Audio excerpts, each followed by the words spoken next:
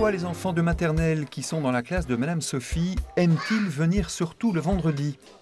Principalement parce que c'est le jour de la découverte d'un nouveau légume ou d'un fruit peu connu. Est-ce qu'il y en a qui connaissent? Moi, je connais pas. Moi, je connais. Eh bien, c'est de la betterave rouge, d'accord? Alors, on va pouvoir le Toucher. sentir, d'accord? Donc, je vais le passer chez chacun et vous allez pouvoir le toucher et le sentir. On va peler la betterave.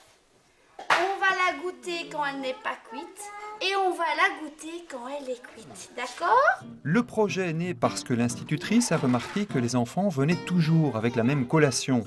Petit à petit, elle a introduit d'autres fruits, d'autres saveurs en fonction des saisons. Depuis, les enfants se rendent compte ensemble que même des légumes qu'on ne connaît pas, c'est quand même bon, surtout ceux qu'on déterre soi-même. En début d'année, on a été à la ferme de Hucle où on a été dans le potager et ils ont été avec une fourche retirer les pommes de terre de la terre, les betteraves de la terre. Et donc ils ont pu découvrir qu'effectivement il y a certains légumes qui viennent des racines. Au départ, ils étaient cachés et que donc en enlevant la terre, on découvrait les légumes. Ils ont pu les goûter sur place. Et donc en classe aussi, j'ai refait découvrir les betteraves et ils se sont souvenus qu'en début d'année, ils avaient été à la ferme. Des découvertes, on peut en faire aussi dans la cour. Pourtant, l'école est dans un cadre peu favorisé et très urbanisé. Mais malgré tout, il y a moyen d'intéresser les enfants. Ils ont été voir le platane, qu'ils l'ont touché. Ils ont pu aussi sentir, pour sentir le bois. On a aussi donc des peupliers, mais on a aussi un pommier et un poirier.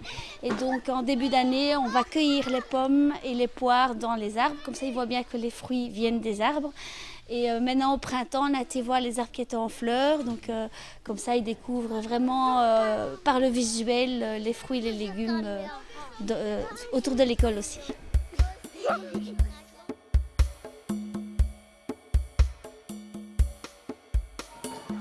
est-ce qu'il y en a qui se souviennent? L'arbre, cette année, est bien au centre des activités de la classe, avec ses rondins de bois par exemple. Les enfants apprennent à compter, à classer les grandeurs ou encore à toucher les écorces. Bref, ils jouent, ils testent, ils apprennent.